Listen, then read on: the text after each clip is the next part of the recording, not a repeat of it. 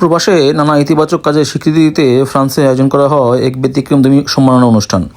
Bangladesh association ফ্রান্সের উদ্যোগে এই আয়োজনে সামাজিক, সাংস্কৃতিক, সাংবাদিকতা ও ক্রীড়া অঙ্গনে অবদান রাখার জন্য প্রবাসী বাংলাদেশিদের সম্মাননা করা হয়।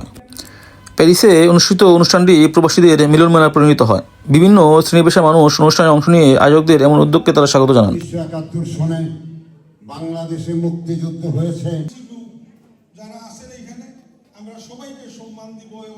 আয়োজক সংগঠনের সভাপতি চৌধুরী সালেহ আহমেদ জানান, এই সম্মাননা সম্পূর্ণভাবে স্বীকৃতির জায়গা থেকে দেওয়া হয়েছে।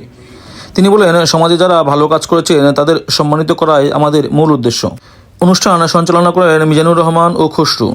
অনুষ্ঠানে সাংবাদিক, রাজনৈতিক ব্যক্তিত্ব, কমিউনিটি নেতা ও বিপুল সংখ্যক প্রবাসী বাংলাদেশিদের উপস্থিতি আয়োজনটিকে আরও প্রাণবন্ত করে তোলে।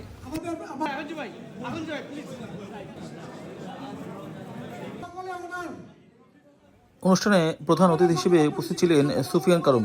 তিনি বলেন, প্রবাসে বাংলাদেশিদের সামাজিক ও সাংস্কৃতিক কর্মকাণ্ড ফ্রান্সের বহু সাংস্কৃতিক সমাজকে আরও সমৃদ্ধ করেছে। তিনি এ সময় সম্মাননা প্রাপ্তদের হাতে ক্রেস্ট তুলে দেন।